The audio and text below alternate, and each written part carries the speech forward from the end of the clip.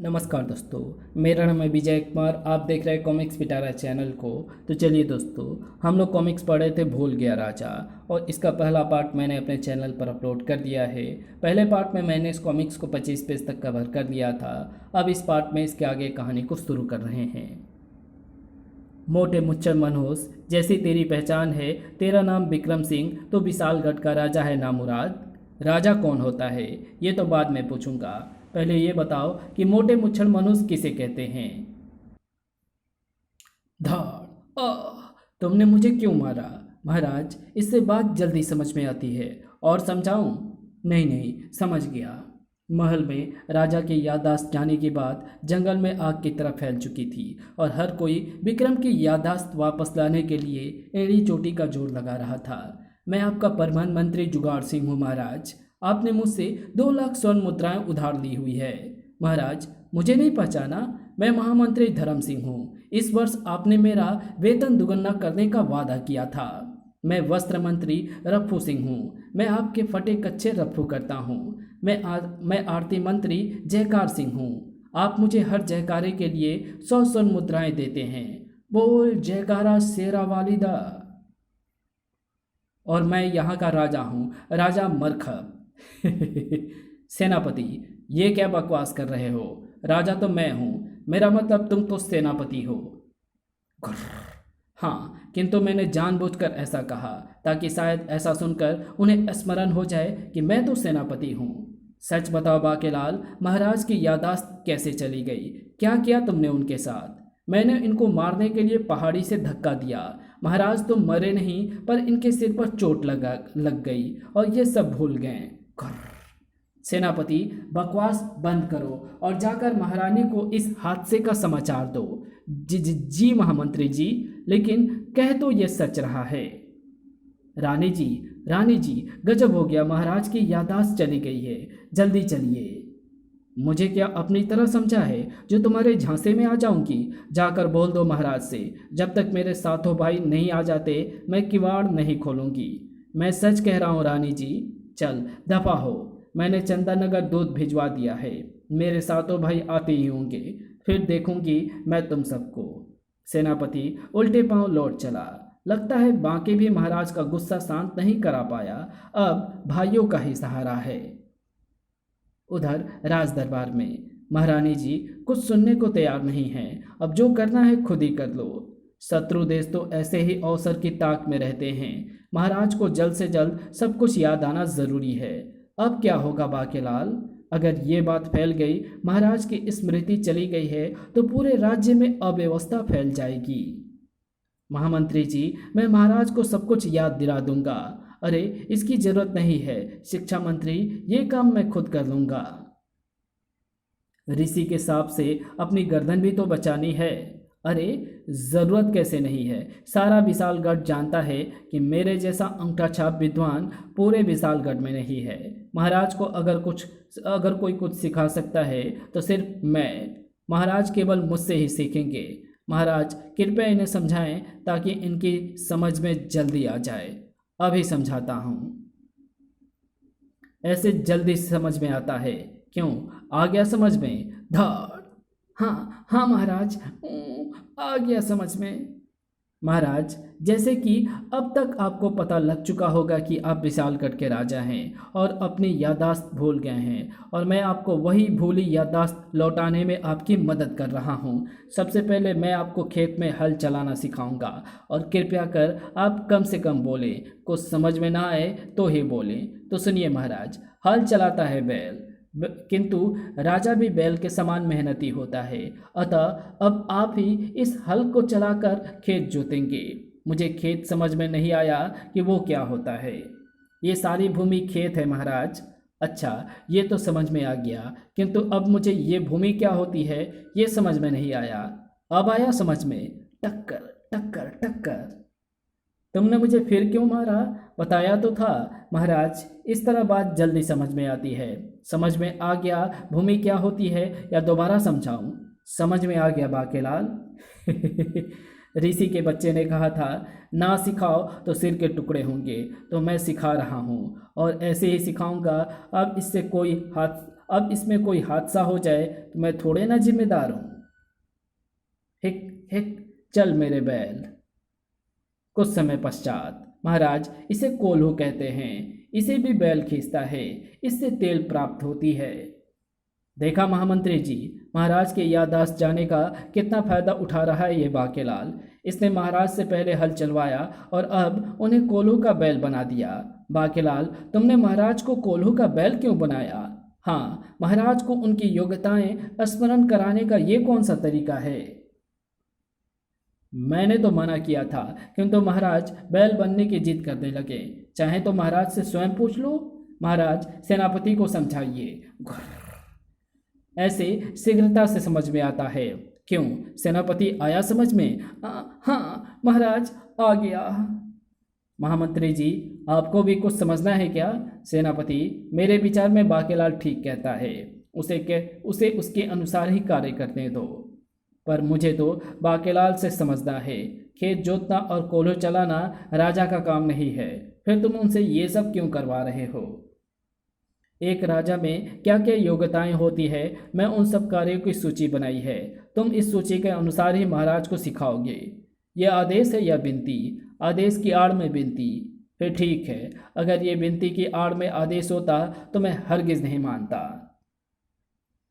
अपने पास ये तेरी फूं यंत्र भी रखो, ताकि महाराज जो भी कार्य करने जा रहे हो उसके विषय में महाराज अपने मुख से पहले हमें बताएं, ताकि हम महाराज के लिए व्यर्थ ही चिंतित ना होते रहें और उनकी याददाश्त की प्रगति की पल पल की सूचना भी हमें प्राप्त होती रहे। ये भी आदेश की आड़ में विनती है। सूची में पहला नाम तैराकी का है। उसके लिए झील में जाना होगा महाराज। संभल कर जाना महाराज, झील में मगरमच्छ भी होते हैं, वे झील के बाहर भी होते हैं। घुर, मैं तुम्हारी बात नहीं कर रहा था। तुमने मुझे यहाँ मिलने को क्यों बुलाया गुप्तचर? ओ, समझ गया, तुम्हारा नाम नहीं लेना। ध्यान से सुनो महाराज, एक अच्छी खबर है। विशालगढ़ के महाराज विक्रम सिंह की याददाश्त चली गई है। वाह, ये तो बहुत बड़ी खुशखबरी है। और उसका मुंह लगा चमचा बाकेलाल उसकी भोली याददाश्त वापस दिलाने में उसकी मदद कर रहा है। ओ, अति उत्साह में मैं भूल ही गया था कि हवाओं के भी कान होते हैं। तो अब क्या योजना है? वाह महाराज, इसे कहते हैं सही सवाल दागना। आपने फिर साबित कर दिया कि आप राजा बनने के लिए बिल्कुल योग्य हैं। तो सुनिए, योजना बहुत ही धांसू है। जब बाकेलाल राजा को राजागिरी सिखा रहा होगा तो मैं गुप्त हमले करवा दूंगा।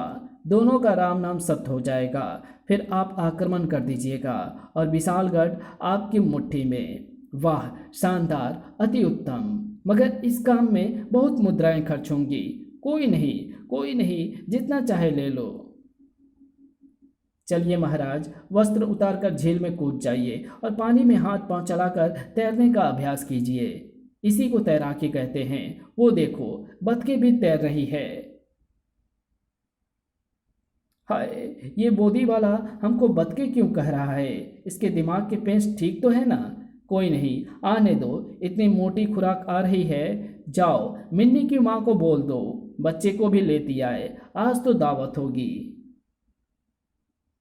ओ क्षमा, तुझे देख हुआ मुझे दमा।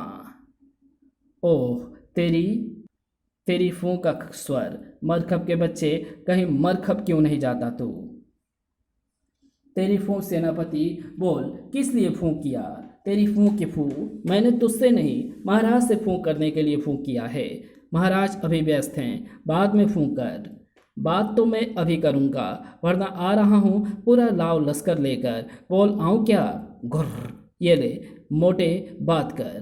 तेरी फूं महाराज, मैं सेनापति मरखब बोल रहा हूँ। सारे मंत्री भी यहाँ उपस्थित हैं। आप बताएं कि आप अभी क्या सीखने जा रहे हैं? सेनापति, मैं बतखों के साथ तैराकी सीखने जा रहा हूँ। बतखों के साथ? फिर ठीक है, किंतु महाराज, बतखों की चोंच है या थूथन, और वो इतनी बड़ी तो नहीं है कि कोई आदमी पूरा ही उसमें समा जाए। सेनापति के बच्चे, अपना होलिया मत बयान कर, महाराज को तैराकी भी सिखानी है। चल, फूं रख। चलिए महाराज, समय खोटी मत कीजिए, झील में कूद जाइए और पानी में हाथ पांव चलाकर डूबने का अभ्यास करें। इसी को तैराकी कहते हैं।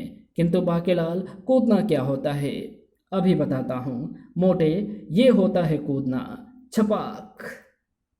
शाबाश महाराज, इसी प्रकार तैरते हुए उन बतखों की तरफ बढ़िए। बोधी वाला तो बड़ा धूर्त लगता है जी। देखिए ना, बेचारे को झूठ बोल के हमारे पास भेज रहा है। लगता है बेचारे की याददाश्त चली गई है। अरे तो क्या हुआ मिन्नी की माँ, ये तो अच्छा है ना, इतनी मोटी खुराक किस्मत से मिलती है। सबको तैयार रहने को बोलो, एक ही बार में झपट्टा मारना। तैराकी सीख रहा है राजा, सीख ले, मगर अब ये तैराकी सीखना तेरे किसी काम नहीं आएगा, क्योंकि मेरे हाथ में थमा ये यंत्र जब चलेगा तो तेरी जल समाधि बनने से दुनिया की कोई ताकत नहीं रोक पाएगी। ओह, अति उत्साह में मैं भूल ही गया था कि मैं एक गुप्तचर हूँ और गुप्तचर को अपना काम शांति से निपटाना होता है। ये डाला मैंने यंत्र पानी के अंदर, और अब ये यंत्र पानी के अंदर जाकर त्रिभुवर उत्पन्न करेगा, और मैं इस दूर संचालित यंत्र से इस भंवर को तैरते विक्रम सिंह के नीचे पहुंचा दूंगा, और फिर हम इसका सिर गपकते हैं, तुम इसकी टांग गपक लेना जी। समझी ना मिन्नी की अम्मा? ठीक है जी, मन तो नहीं मान रहा, पर पापी पेट के लिए सब करना पड़ता है। महाराज, तैराकी करके कैसा अनुभव हो रहा है? बहुत मज़ा आ रहा है बाकेलाल, परंतु इन बतखों ने हमें घेर रखा है।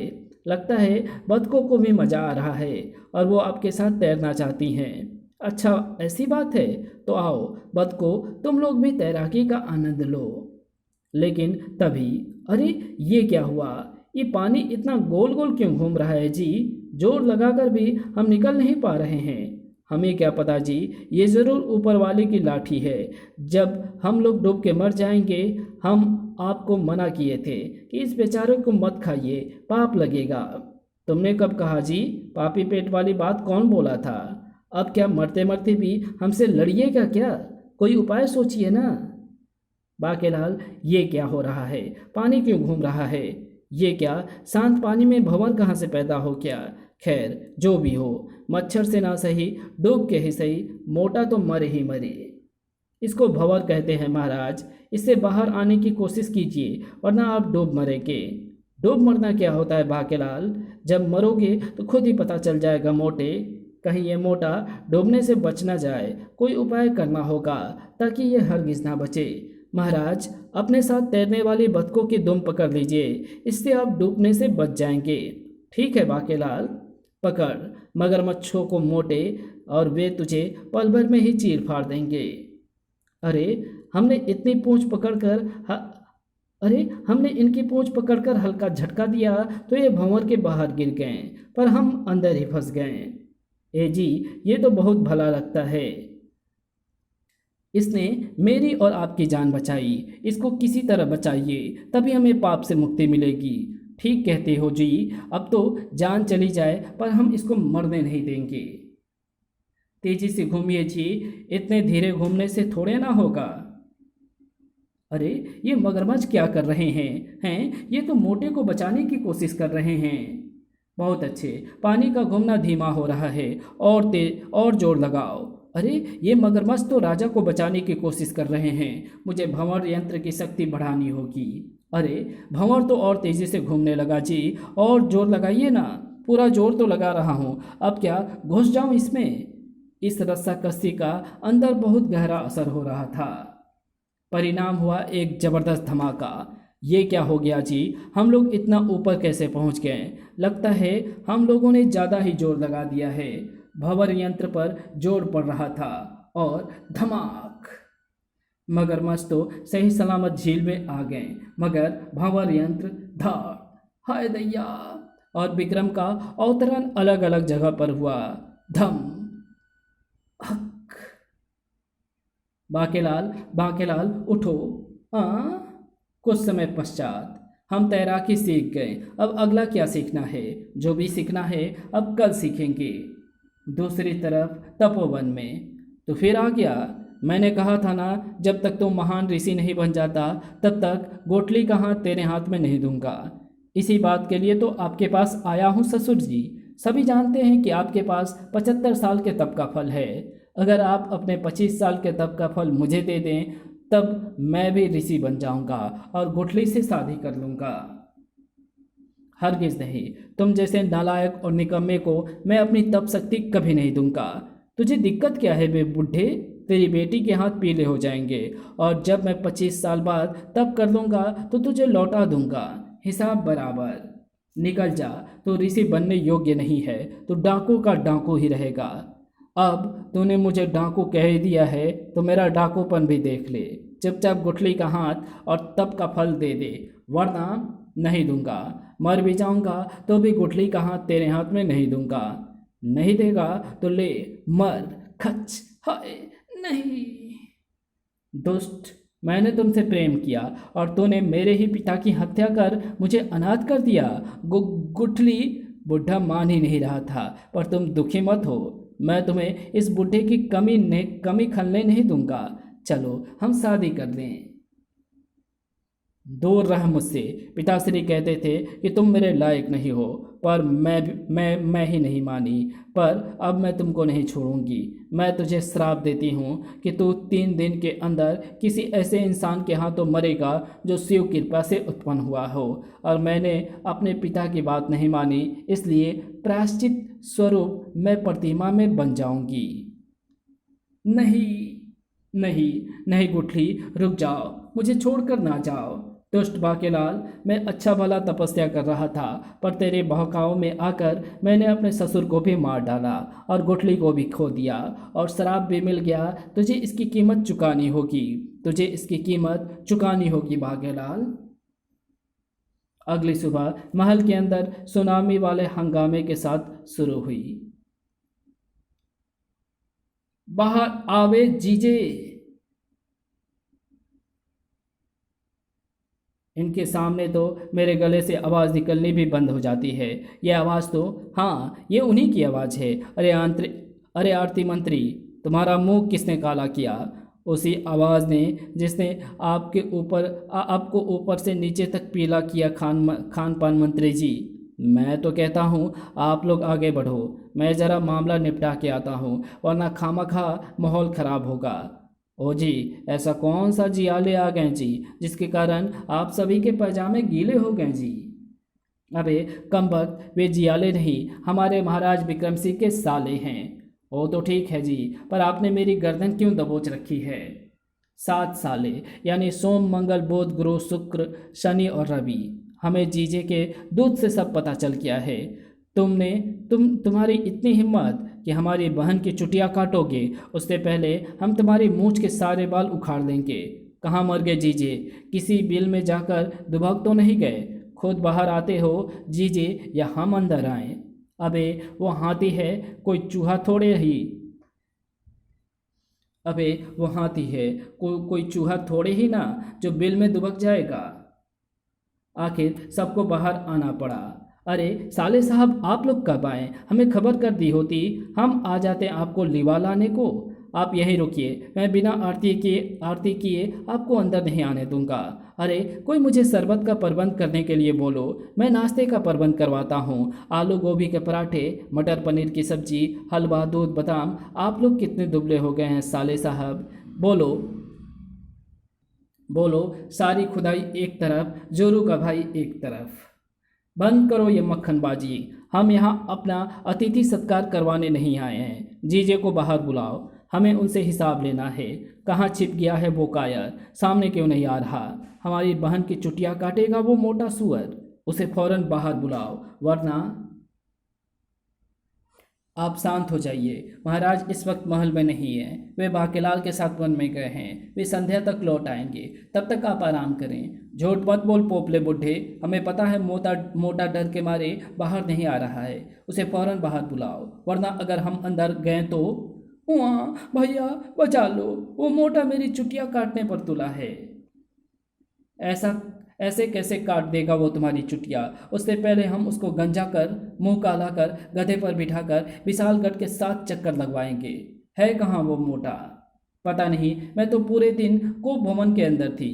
महाराज की याददाश्त चली गई है बाकेलाल, उनके राजकार्य सिखाने के लिए वन ले गया है। अब संध्या तक प्रतीक्षा करें। देख रहे हो भैया, मेरी चुटिया काटने के लिए झूठ बोल रहे हैं ये लोग। इनकी बातों में मत आना भैया, ये सभी मिले हुए हैं। हम सच कह रहे हैं रानी जी, आप चाहो तो बाकियों से भी पूछ लो। संध्या तक प्रतीक्षा करो जीजा, संध्या तक प्रतीक्षा करो जीजी, फिर देखो हम उसका क्या हाल करते हैं। अगर वो मोटा याददाश्त भूल जाने का नाटक भी कर रहा होगा तो हम उसकी वो गत बनाएंगे कि वो सचमुच अपनी याददाश्त भूल जाएगा। बाकीलाल, आज हम क्या सीखने वाले हैं? आज आप सीखने वाले हैं कुश्ती के दांव पेच। एक राजा के लिए जरूरी होता है कि वो शारीरिक रूप से बलिष्ठ हो, और उसके लिए सबसे अच्छा जरिया होता है कुश्ती। ये कुश्ती क्या बला होती है भैया? कुश्ती बला नहीं, कला होती है। उसके द्वारा लोग अपनी शारीरिक शक्ति का प्रदर्शन करते हैं। वो कैसे किया जाता है? वो चट्टान देख रहे हैं महाराज, उसे उठाने की कोशिश कीजिए। अभी लो। ओ क्षमा, तुझे देखा हुआ मुझे दमा। तेरी फूं बाकेलाल, तेरी फूं की फूं। जब भी कोई अच्छा कार्य करो टोक लगाना जरूरी होता है क्या बे? मुंह संभाल कर बात करो बाकेलाल, मैं महामंत्री धर्म सिंह बोल रहा हूँ। ओह गड़ब, क्षमा कीजिए महामंत्री जी, मुझे लगा कि तुम्हें लगा कि तुम महाराज के मुंह लगे हो तो किसी से कैसे भी बात कर सकते हो। बात करने की तमीज भूल गए हो तुम। हाँ वो मैं, खैर छोड़ो। तुम जैसे जाहिल इंसान से भद्रता की अपेक्षा करना फिजूल है। हमें ये बताओ कि आज तुम महाराज को क्या सिखाने वाले हो? आज मैं महाराज को शारीरिक सौष्ठव का प्रशिक्षण देने आया हूँ। उसके लिए वन जाने की क्या जरूरत है? ये कार्य तुम राजकीय व्यायामशाला में करवा सकते थे। क्या योजना चल रही है तुम्हारे कुटिल मस्तिष्क में? सच बताओ। घुर, भरे दरबार में मेरी कच्ची कर दी सेनापति के बच्चे, छोड़ूंगा नहीं। सेनापति के बच्चे, सिर्फ काम की बात कर, अपनी होशियारी मत झाड़। महाराज को कैसे सिखाना है ये मैं तय करूंगा। ले महाराज से बात कर। घुर, गड़ब। रहने दो बाके, मुझे पूरा विश्वास है कि तुम जो करोगे ठीक ही करोगे। घुर, सेनापति का बच्चा बार बार मेरे कार्य में उंगली करता है, उसकी तो मैं। और तुम मोटे मूर्ति की तरह क्यों खड़ा है? तेरी बहन की मेहंदी चल रही है क्या? चल उठा वो चट्टान। घुर, हाँ हाँ उठाता हूँ। कितना अच्छा लग रहा है, क्या झाड़ पिलाई है मोटे को। कुश्ती के दांव पर सीख रहा है, कुश्ती के दांव पे सीख रहा है मोटा, पर ये तेरे किसी काम नहीं आएगा, क्योंकि ये तेरी जिंदगी की आखिरी कुश्ती होगी। इस कहानी को यहीं समाप्त करते हैं। इसके आगे कहानी पढ़ेंगे इसके पार्ट 3 में, तो मिलते हैं इसके तीसरे पार्ट में। तब तक के लिए बाय। अगर आपको ये वीडियो पसंद आई हो तो इस वीडियो को लाइक शेयर कमेंट ज़रूर कर देना। चैनल पे नए हो तो चैनल को सब्सक्राइब कर ऑल नोटिफिकेशन को सेलेक्ट ज़रूर कर देना। Thanks for watching my videos.